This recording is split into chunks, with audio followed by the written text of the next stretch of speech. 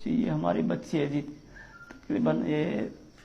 3 ماہ سے مولانا صاحب قاری عبداللہ کے پاس پڑھنے کے لیے بھیجا ہم نے کہا یہ سکول تو پڑھ نہیں سکتی،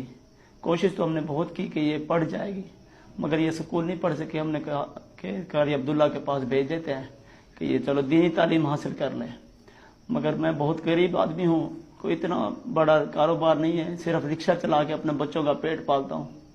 بہرحال اس کے پاس بھیجا ہوئے تقریباً 3 مہینے ہوئے تھے، تو یہ بچی جو ہے نا روتی تھی، جب آتی تھی تو واپسی جاتے ہوئے روتی تھی، مگر کچھ بتا نہیں سکتی تھی۔ پھر ہم نے ابھی 10-15 دن ہو گئے، اس سے ہم نے پوچھا، بار بار پوچھا، بیٹا ابھی تیاری کرو، چھوڑ کے آتے ہیں تمہیں۔ تو یہ جو ہے نا روتی تو رہی، کچھ بتایا نہیں۔ آخر کار اس کی ماں سے میں نے کہا کہ تم پیار محبت سے کسی طریقے سے پوچھو تو صحیح، اس سے کیوں نہیں جا رہی، کتنے دن ہو گئے، وہ واپسی جائے گی تو کچھ پڑھ لے گی، چلو قرآن پاک تو پڑھ لے۔ مگر وہ پیار سے اس نے جب پوچھا تو رات کو اس نے بتایا کہ یہ جو ہے نا میرے ساتھ قاری صاحب نے بہت بڑی زیادتی کی ہے، ظلم کیا ہے، اور میں جو روتی تھی تو میرے منہ پہ تکیہ رکھ دیتا تھا، اور جو ہے نا میں گھر بتانے کی میرے کہہ بھی نہیں سکتی تھی، اور مجھے کہتا تھا گھر جا کے اگر تو نے بتایا تو میں تجھے قتل کر ڈالوں گا، چھوڑوں گا نہیں، تیرے ماں باپ بھی تیرے کو مار ڈالیں گے،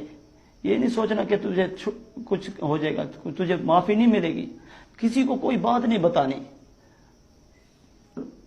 اور آج ہم جو ہے نا پولیس میں کال کی تھی 15 پہ، تو پولیس آئی ہے، پولیس نے بہت تعاون کیا ہمارے ساتھ،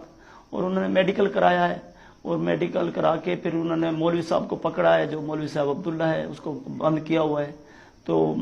ہمیں اور بھی آگے انصاف چاہیے بس۔